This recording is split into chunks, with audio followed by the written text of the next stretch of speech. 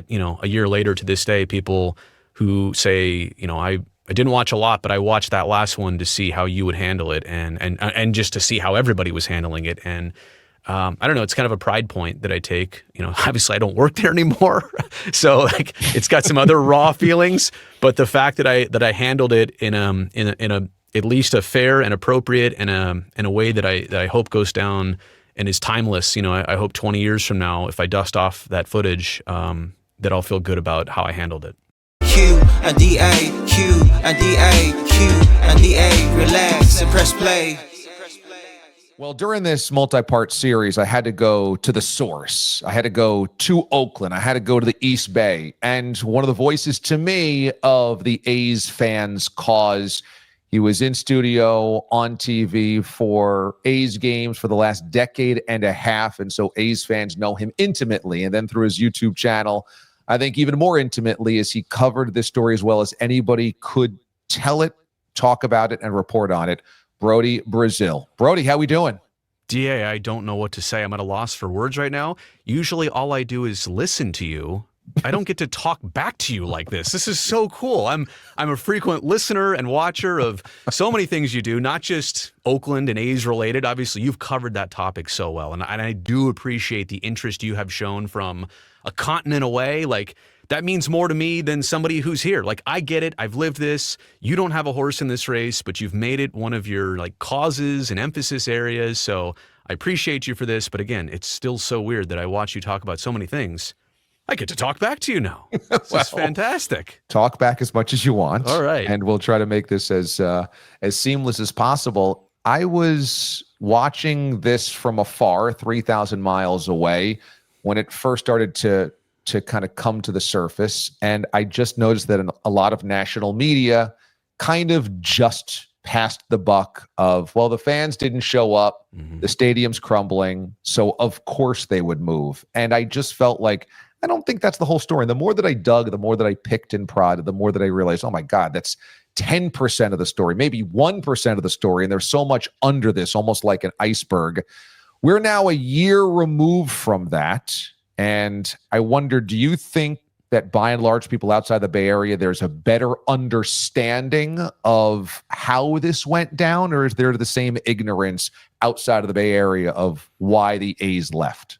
It's a great question. I think the worry here initially was nobody's even aware of this. And they're even aware of some question and controversy because it's so easy to see from the outside, like, oh, hey, a lot of teams are moving to Vegas. Look at the Raiders, and the Golden Knights existed or became an existence. And Las Vegas is a popular place for pro sports to go after they ignored it for so long. And Oakland's got its challenges, and the Raiders obviously left, and the Warriors moved to San Francisco. So they see 1 + 1 = 2, and that might be the end of the story. So initially we were like, out here, we hope people at least have this on their radar. And then the next step, to your point, was understanding it. And the more time passed, and look, I think most of the 2023 season for us was the whole Las Vegas public funding thing, and would that actually legitimately be an option? The realization and the conversation kind of half started in that season, but then once 2024 kicked in, the start of last baseball season, and they announced Sacramento and they announced the official end of Oakland, I think a lot of people really started to dig in and say, well, but why? And yes, we can see what the fan attendance has been like, but how about the efforts and the trying versus sometimes the not trying? And on both sides, on the Oakland side, on the athletic side, there's a lot to uncover here. I could go on for much longer than we have time for here, but I think the point is that they became aware of it outside of Oakland, but then they started to understand a little bit more of the details. And once that box was opened, I mean, it's kind of an endless amount of stories and things that have transpired. And still to this day, not a lot of it makes sense in reverse. That's a very good point. We're 1 year removed from the A's playing their last game in Oakland, and I'm not sure some of the more important things have clarified. Okay, there's always economic forces that are in play and owners that want to make more money, and perhaps that's just the end of the rainbow. That's just the way that it's going to be. But do you feel at this point, 1 year later, that there is clarification on some of the whys, or is it still as murky as it ever was for you? I think the only part that's more clear to me now is that baseball never really wanted to give Oakland every last chance. And, when the Rays had their situation and I see Rob Manfred going down to meet with Florida's governor, or I see an effort by baseball to really say, let's slow things down here and go through this process. I don't feel like baseball had Oakland's back. And in reverse, it just kind of feels like, well, they were ready to let this slide away. And, Rob Manfred, one of my criticisms, and I think he and baseball have done a lot of good things in the last decade. And not everybody's going to agree with the pitch clock or speeding the game up or the new ABS system. But I think they've implemented a lot of good things for the game. But in the case of Manfred representing fans, I don't think he's done a good job there. To say what he said about Oakland fans, like, whoa, that was an average night of attendance, I guess. That's great for them. And to not understand or sympathize with customers. Like, whatever happened to the expression, the customer's always right. And I don't want to say that in this case necessarily like you should just do anything fans want because they'll go over the edge and ask for too much. But in this case, to not even build a bridge with the fan base. I think Adam Silver of the NBA, I think Gary Bettman of the NHL, I think Roger Goodell of the NFL, they are all representative of their respective fan bases. And I think in the case of Rob Manfred, it's like, owners, what do you all want to do? Oh, you want to protect your team and trying to get the most public subsidies possible. Well, if you need to use relocation as a tool, I don't want to tell the A's they can't do that. I don't want to tell the Rays that they can't do that. Let's talk about the Orlando Dreamers while the Rays had their roof ripped off. So they want to keep that leverage out there. And to do that, they had to sacrifice fans in Oakland. So I think that's kind of the part to me of where things really slid away, was that baseball didn't slow this down. Baseball didn't say, wait, do we really, are we really willing to extinct one of our fan bases? I know it's one of 30, but to get rid of an entire market and fan base of 57 seasons and just say, well, we don't care if you exist or not anymore. Or to think that you'll just switch over to being a Giants fan, or to think that you'll follow the A's to Las Vegas as a Northern California baseball fan, no chance. So it's been a calendar year since the A's played in Oakland, their rightful place. I wanted to put together a multi-part series to dissect it all. Make sure you are subscribed to the channel. Click on this button below me. I partnered with The Last Dive Bar. I think we created an awesome t-shirt together, and it serves as a reminder that even if this team moves, it'll still be the Oakland A's to those who know. As a thank you for all the loyalty, all the patronage from every A's fan that's ever reached out to me, use code Oakland for 10% off your order at watchdastore.com. That's watchdastore.com. Use code Oakland for 10% off your order.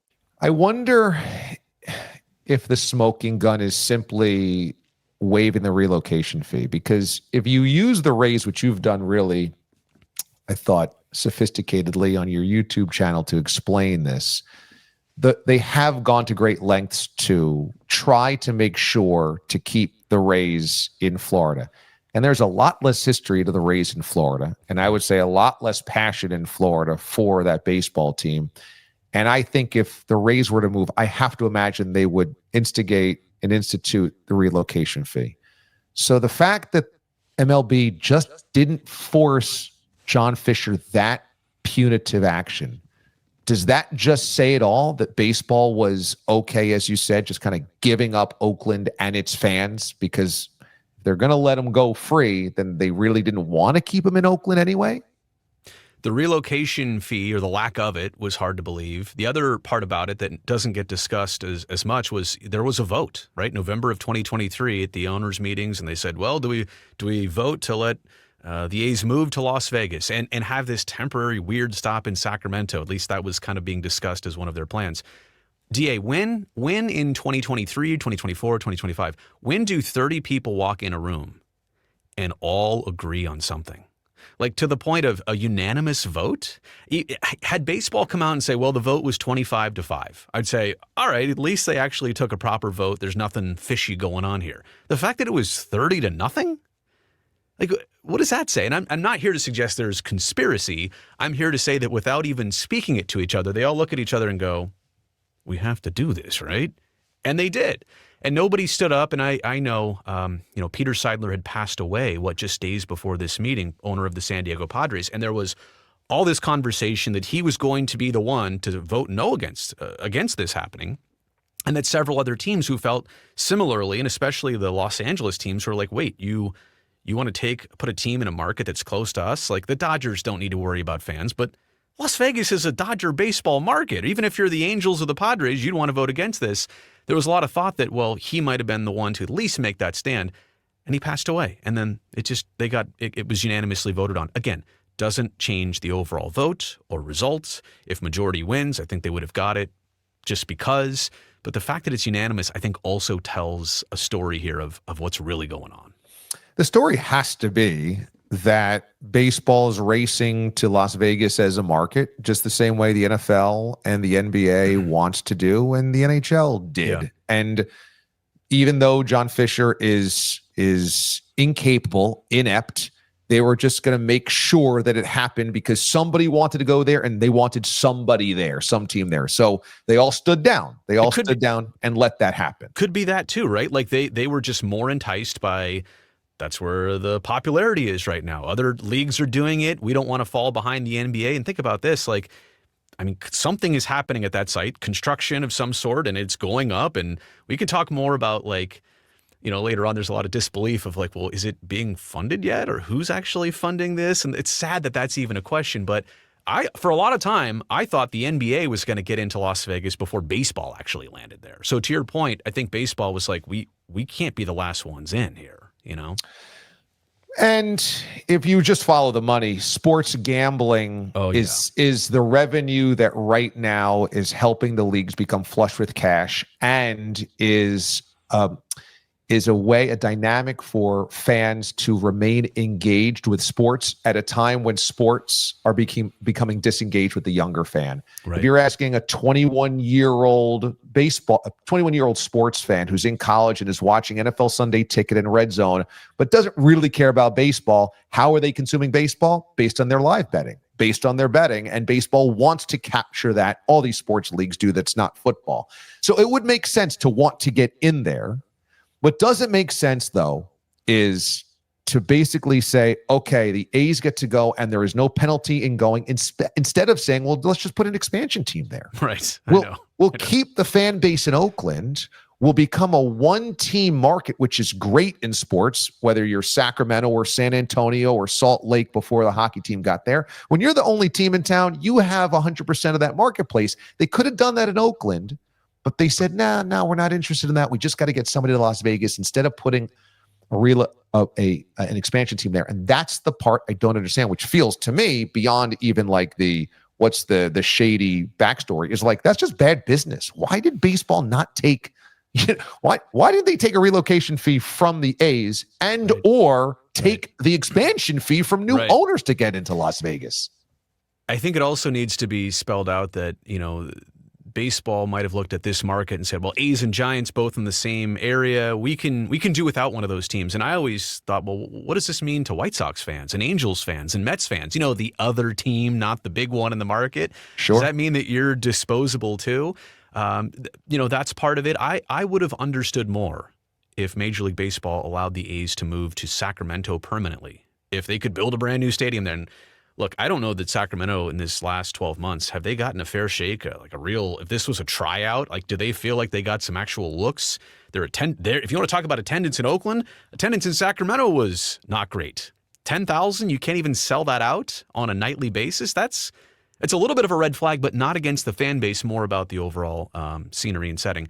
The other thing I want to say about going to Las Vegas and the excitement of seeing what other teams did, like the Golden Knights and their expansion in 2017 versus the Raiders who came there and have fans, or I should say have people in the seats, but they're not all Raider fans. We've seen what happens when Kansas City comes into town, when Denver comes into town, when the 49ers take over Allegiant Stadium. That's a whole different can of worms. And to think that baseball, going to Las Vegas in the summertime and playing 81 home dates a year in a dome during the slow time of tourism in Las Vegas, again, the amount of home games for Raiders, Raider fans, and whoever comes there it's doable. It's on a Sunday. It's 8 times a year. Again, you're getting so many outside fans coming in to see their team in Vegas play against the Raiders. And the Golden Knights, they really did it the right way.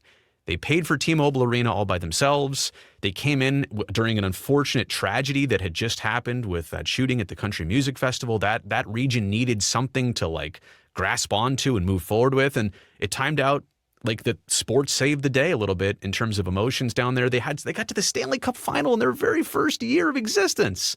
That's a Hollywood movie. So apples and oranges is the story for me between the A's having success in Vegas versus the Raiders getting football fans to find them in Vegas, and the Golden Knights actually being an expansion team with a true fan base, with a homegrown product. And you know what? Someday, like I could say this firsthand as a fan, employee of the San Jose Sharks, like you in the NHL and in sports, you're going to go through some years and eras of rough times, of contracts and players and having to move things around and rebuild and retool. And that happens in a hard salary cap sport like the NHL. Like the Golden Knights are eventually going to have, games where it's not a full crowd and they're a bad team for a couple years. So we haven't even seen that yet with them. My point in all of this against Las Vegas or with Las Vegas is just to say that you can't just assume that every pro sports team moving there is going to have the same result. It's a completely different beast. And football doesn't even need a butt in the stands. They don't even need it because they have billions of dollars in a national television contract. Right. Nobody has to show up to a football game, and these owners will still make billions of dollars a year. Certainly different than the other sports, but in hockey, first team in was the most important team in. Yes. If hockey was the fourth team into Vegas, it would not nearly do this well. And their ownership is great. Their ownership is smart and sharp, and John Fisher just isn't. And so it's going to be a completely different beast. And also, hockey is fast. It's indoors. It can be sexy. It can be a show. Baseball can't. Baseball needs your loyalty and needs your tradition. It needs you to feel like you're tethered to it through generations. It is not going to be the same at all.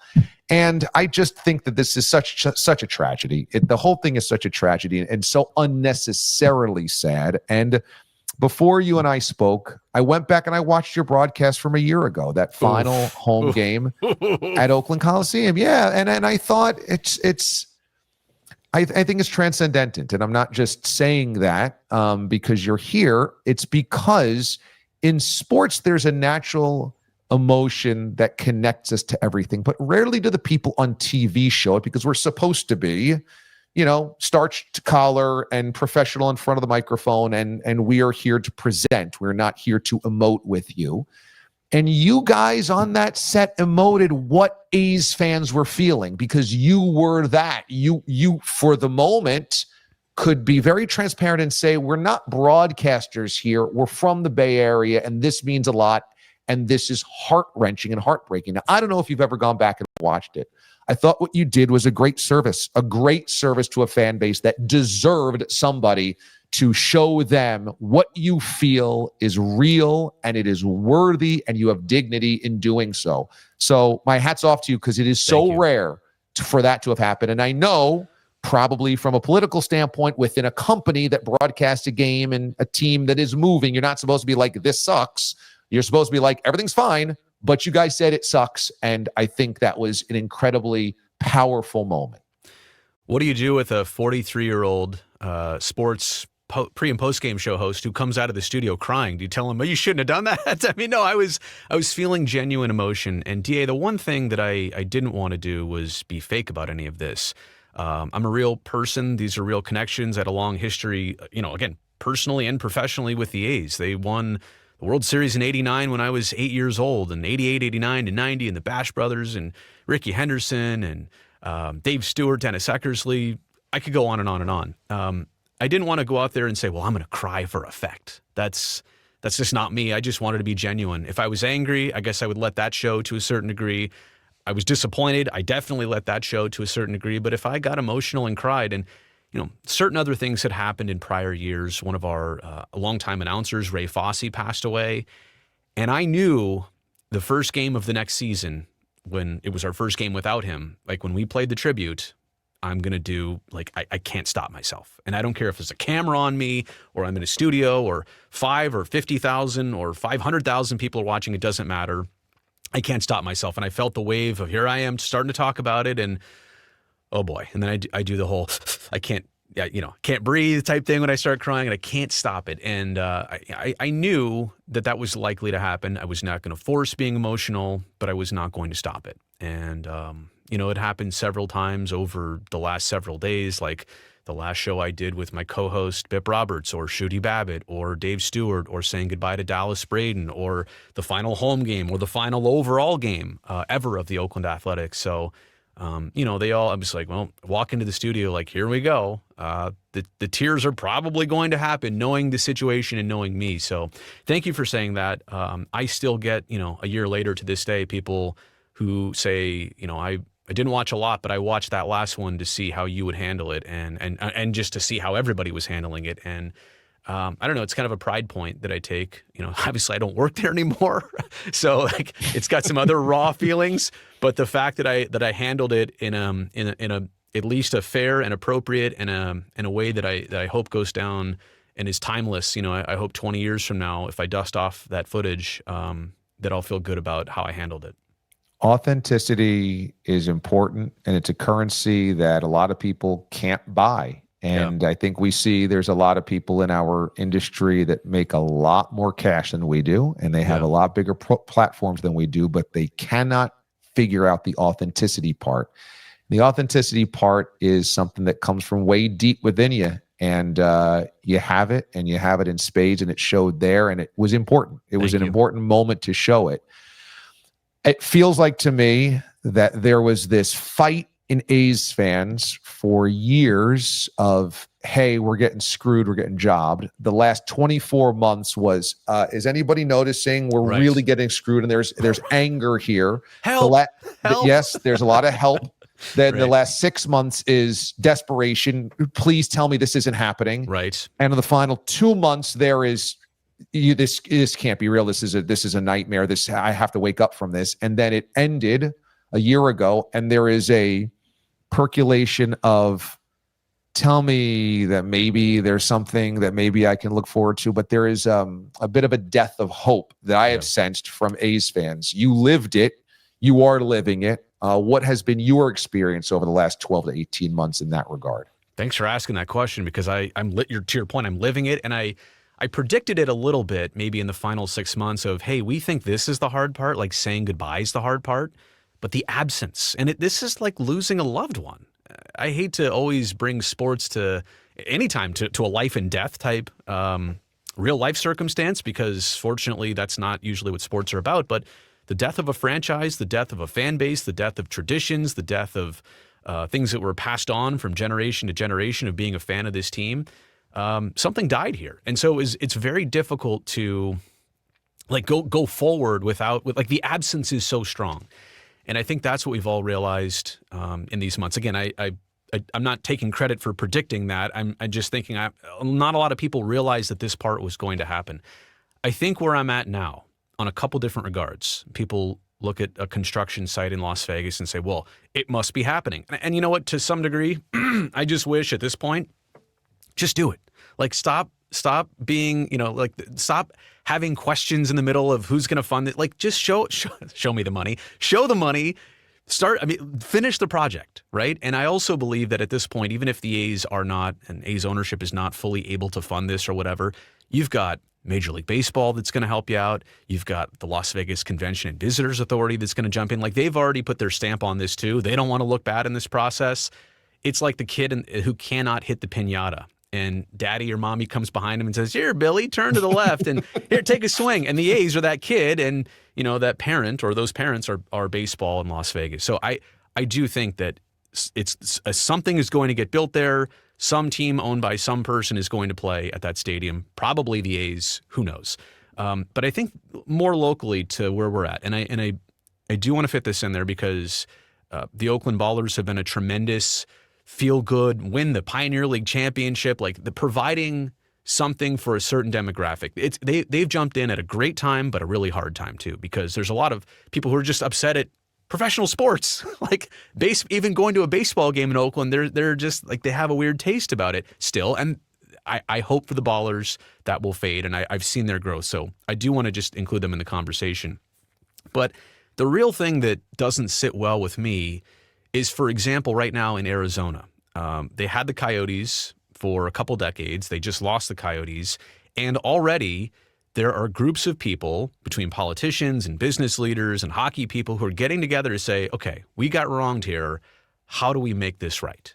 How do we go about this the right way? How do we talk to the league? How do we talk to everybody to say, hey, we're here. We had this for the past ownership. They screwed it up, but we're still here. We want this. What has Oakland done as a city? What has Alameda County done as an entity? Like, they're still worried about playing defense and defending themselves and their reputation and why teams left. Okay, fine. And maybe you believe also that Rob Manfred is here to screw you over until he terms out. But you know he's going to term out soon. Start the process right now. Stop playing defense on your reputation. Start playing offense on the future. If you really had several ownership groups that wanted to buy the team from John Fisher, let's bring them back into the fold. Who are they? What would they contribute? How would this look? Do you have a site? Is Howard Terminal like turnkey ready? And if it's not, and it's fine if it's not, how about the Coliseum site? We've got more than 100 acres there that a lot of different people would love to do something productive with. How can we use that? I guess the point is, what frustrates me most in this last year is that a lot of people have, and they've dealt with the emotion, that's fine. But at some point, you got to turn a corner, you got to pick yourself up, and you got to figure out, can you do this again? Or are you just going to let it go and feel sorry for yourself? That's where we're at right now. So if I've been accused of anything, it has been turning a blind eye to Oakland's responsibility in all of this. And I can understand that accusation of my coverage. I have always viewed it through the lens of fans that got effed, because I'm, at the end of the day, going to always sympathize with a fan that has no control over anything, and they love something so much, right, and they can't help whether their politicians do X, Y, or Z. But let's dig into that, because that is a fair part of this.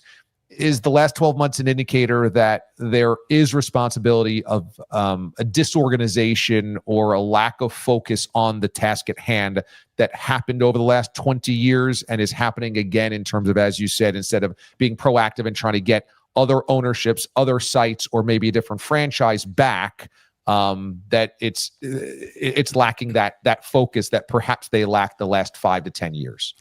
Yeah, and you mentioned you get some kickback on people, or from people who say that you're not harsh enough on criticizing the Oakland side or the political side. Like, they didn't do a great job either. There were no heroes in any of this. All it took was one hero from one side to say, okay, everybody slow down. I'm going to take charge here. I'm going to navigate us through this. Believe me, trust me, we're gonna give and take. We're gonna make this work. Nobody chose to do that. They were literally all walking around like this, or maybe even with blinders on. It is definitely appropriate to fault government leaders over the different course of however many terms and years and decades. Here's the other thing. This wasn't just one mayor. Everybody points at former Mayor Shang Tao, who ran into her own political turmoil of recent years. There were like several mayors prior to that, and Libby Schaaf, the prior mayor, had a lot of success in trying to bridge with the A's and trying to get them on the same page. But that's the thing. This isn't even one mayor. This isn't even one board of supervisors for Alameda County.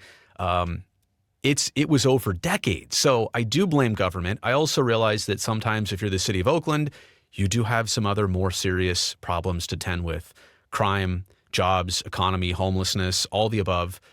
They're real life problems. So it's hard to say, well, we need to prioritize a baseball team.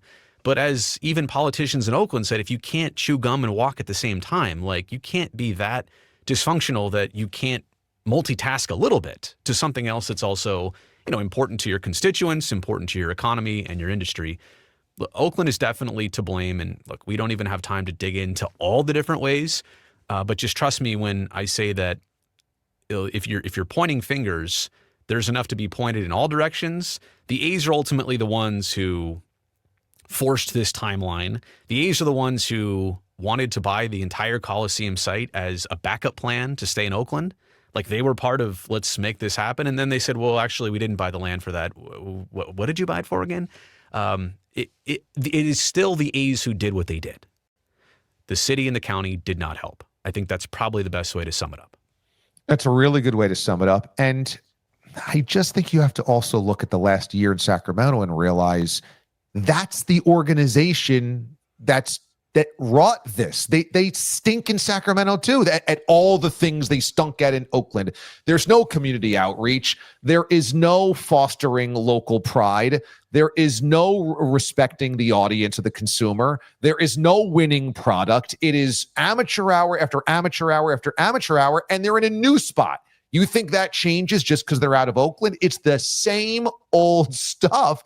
I mean, they've been in Sacramento for 15 minutes. They've already pissed every customer off there. So, I mean, the idea that it is anything beyond that's the first and foremost problem. The team led by that owner, to me, is also kind of losing the point. That's going to be that team as long as that owner owns it wherever they play. So to your point, and the last two things you brought up, Oakland is kind of showing who they are and just saying, well, we lost the team and we're just going to move on. Like, we never were serious about this anyway. And the A's have gone on, and if you're thinking, well, they don't make any mistakes, they're perfect, it was Oakland's fault, they go somewhere else and they run into more problems. Like, there is that saying, zebras can't change their stripes, right? And so here we have two sets of zebras going in different directions, and what's really different about either of them? Again, and not to say that they're both not responsible. The A's are still the ones who caused all this.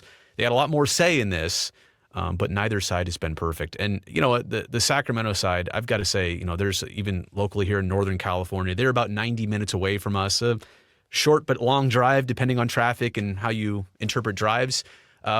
There's a weird rivalry or feeling here about Sacramento, who's always wanted a team, and now they're getting this chance, but is it really a chance? Are they getting used? The Sacramento name across the jersey, I think, is so interesting because they're going to do it next year. They said when they went up there, don't call us Sacramento, don't associate us, nothing to do, nothing. And then they do a patch. And then they start rolling out merch, and then they want to put it across. So I think the A's are realizing, oops, we screwed up. I would have had so much more respect for them had they gone in as Sacramento and did a little bit of that. That's fine. Or had they said, we're not going to do that at all because of this reasoning. Sorry, we can't help you. But to say one thing and then to totally do the 180 reminds me of when you were rooted in Oakland until you weren't rooted in Oakland.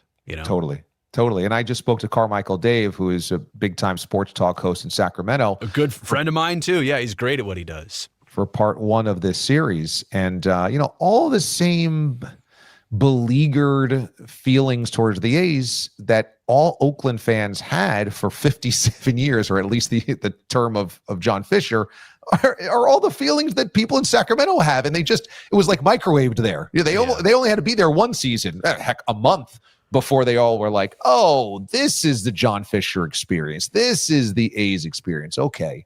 You've followed, I think, to a fine tip point, the financial ramifications and machinations of this better than anybody. When you look at what's happening in Las Vegas, and there's a site and it's bulldozed and there's cranes, but is anything actually being built? What's the timeline and what's the financing? What are you looking at as real, and don't look behind the curtain when it comes to the A's financing of this ballpark? Well, the concrete they're pouring is real. I just happened to look at the webcam or whatever that is the other day, and there's progress there. So it's not to say that things aren't happening. For the longest time, people were like, well, the hotel's coming down. This is definitely happening. Well, the hotel, Tropicana Hotel, was coming down no matter what. Bally's was going to make sure that was happening. My questions now are, who's actually paying for this initial portion? Is it fully funded all the way? Why does John Fisher all of a sudden need to sell the San Jose Earthquakes? That's a $4 or $5 or $6 or maybe $700 million sale that, wait, all of a sudden this is, so do you need $700 million right now? You probably do. And there's nothing wrong with saying, well, I need to sell one of my other assets to make this happen. That'd be totally fine. But to deny that, I think those are all the questions that exist, not to mention, I mean, the Bally's for me seem to be like the Oakland A's of casino operators.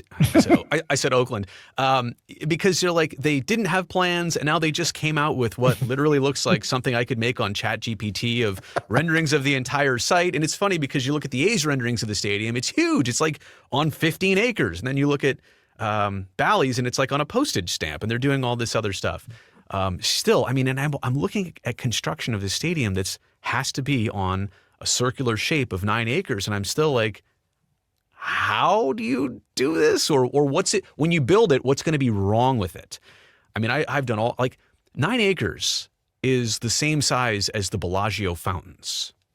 Wow. Seriously, look it up. Wow. But it's also like even Wrigley Field is a little bit bigger than 9 acres, and capacity is fine. But what do people say about Wrigley Field or Fenway Park? Like when I go to a game there, I'm like a sardine. So there's still a lot of things I just cannot figure out. And it remains to be seen. Maybe they get it done. Maybe there's help along the way. Maybe there's some developments, but this to me is not a, like I can't see the other end of the bridge right now that they're crossing.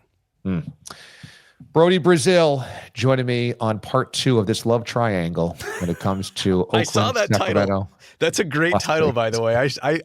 You beat me to it. I've never used that one, but that is a great one. That is what it is. There's a lot of hard feelings. There's a lot of, there's romance, there's heartbreak, there's animosity. And I'm sure you have felt a lot of it the same way I have. The people in Las Vegas don't want to hear me keep badgering the point that this didn't need to happen. They want me to celebrate Las Vegas. And I look at them and go, hey, maybe when we get there one day, fine. But for the moment, you have to respect the deceased. And at the moment, there's a few in Las Vegas that seem to be doing a bit of a touchdown dance, which I referenced with Carmichael David. I'm like, I don't understand that. I would never dance because of somebody else's death at somebody else's funeral. Yeah. But they sometimes turn the turrets on me because I've been the voice of how screwed up this whole thing is. So yeah, there just happens to be every point of this has some remorse or some antagonism or some hard feelings. There's no point in this triangle that everybody's like kind of happy and okay with it. But see, like Las Vegas is not, how do I say this? Oakland has been the main character in all of this, right? And Sacramento right now is like, we're the main character. Well, this is still a bigger picture movie and story, and we're not at the final chapter yet. Maybe Las Vegas is some of the final chapters. They move, they play, that's it. Stadium opens, we're done. But Las Vegans even feel like they're the main character here.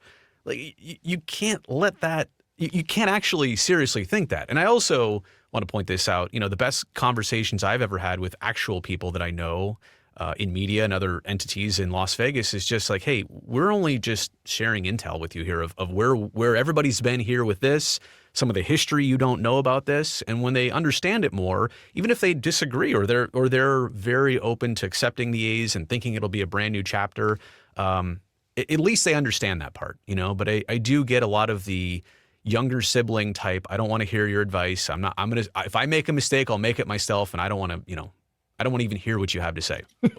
Okay. Like we're just here to talk to you, and nobody's bashed Las Vegas. No, I've never said, I have said, I don't know how baseball is going to work on the corner of Las Vegas Boulevard and Tropicana. Like you wouldn't put the New York Yankees stadium in the middle of Times Square. Why are you doing this to a baseball team in Las Vegas? Like, tourism. It's not that baseball can't work at that level in Las Vegas. I'm just saying that site, this plan, this ownership group, all of that. So I think they hear one negative part, and that's all they can fixate on.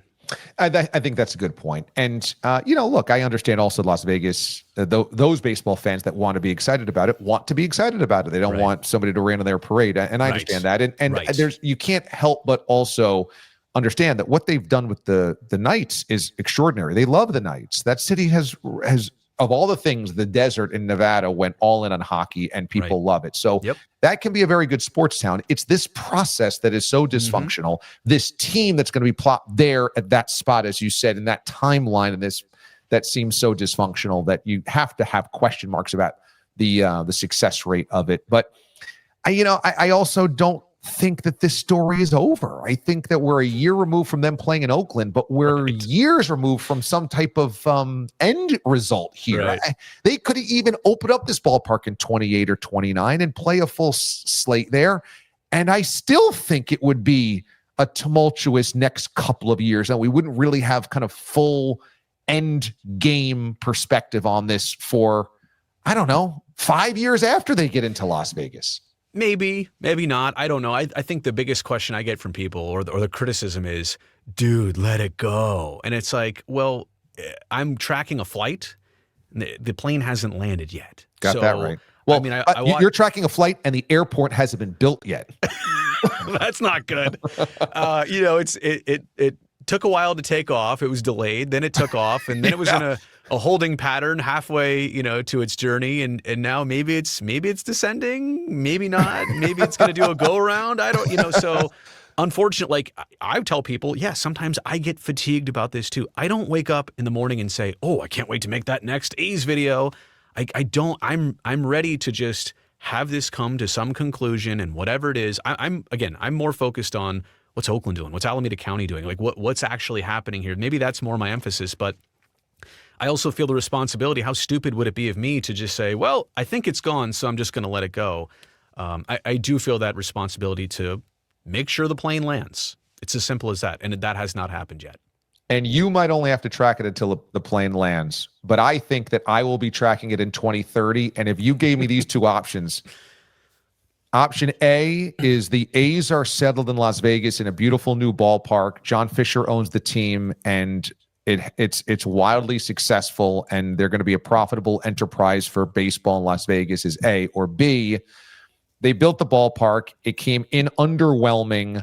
The fan base is apathetic. And John Fisher's running into the same problems of fan base and funding and revenue that he did for years before. And now there's question marks about attendance, whether this was worth it, and whether they've got to sell. I would say I think B will happen. I think B is far more likely than A, where it's like, okay, you know what? It actually ended up working out. I think the prediction on my part is like an option C, in that maybe I don't even know who's going to fully own the team. Is somebody else going to have to buy into this to fund it, to make it happen? Yeah. Or if John Fisher still wants to own the team but realizes, hey, maybe I can't own the ballpark. Like I wanted to pay for this and take the free land and own the ballpark and own this $2 billion thing that I'm building here. What happens if all of a sudden MGM comes in, or even, because I don't think Bally's is in the position to do this, if somebody else says, we'll finish the ballpark for you, but then, right, Fisher loses value of the team, but at least he gets to keep the team. It's not viewed as a failure. There's so many different elements. So my theory is that a baseball team owned by somebody is going to play at that stadium there. And I can't assure you that it's going to look how it does today. I will say that if it does... If it actually turns out to be the same athletics that it has been for the last 10, 15 years, I mean, this is still a group that says, oh, we're building to 2028. You traded Mason Miller this year? Like, I get it, like under team control for a little bit longer, one of the more dominant relievers in the game, like a piece of your team. And so, like, is Lawrence Butler ever going to really play a game in Las Vegas for the Athletics? I don't know. Like, does he time out? Everybody loves Kurtz and what he brought to the team this year, and I do think he's a dynamic talent. And the timing of where he's at, he probably should time out to being an Athletic in Las Vegas if they make it there by 28. But how about beyond that? Like, they've never operated any different. I just go back to zebras and stripes. I don't know if you can actually change that. And like with the Rays in Tampa Bay, it's part of Stuart Sternberg's exit, right? He couldn't get a stadium done. But also a lot of people are like, we cannot run the team like this anymore. We cannot do the shoestring budget. We can't run out openers out there. We can't do this. And so that's why the new group has kind of said, we recognize that it worked, but we don't know if we can do that still to the same way. But if it's the same owner, I don't know how do you flip a switch like that? I would be surprised if anybody's able to do it like that. Agreed. I agree with that. Brodie Brazil has been one of the real strong, steady, informed voices on this for a long, long time. And I know even before that, A's fans trusted you and your coverage and your thoughts. So it's really, really a pleasure to finally be able to catch up. We've texted, we've emailed, but we've never actually spoken in person. So this is awesome, man. Thank you so much for taking the time today. First of hopefully several more. So I'll talk to you soon, DA. Make sure you are subscribed to the channel. That way you are notified when new episodes of this series, Love Triangle, continues here on my YouTube channel. Make sure you are subscribed. You can also join to become a member for exclusive videos about this conversation, but other exclusive perks as well.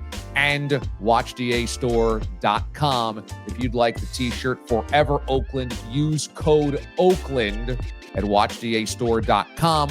for 10% off your order. We will see you for the next installment, the next part of Love Triangle. Thanks for watching, everybody.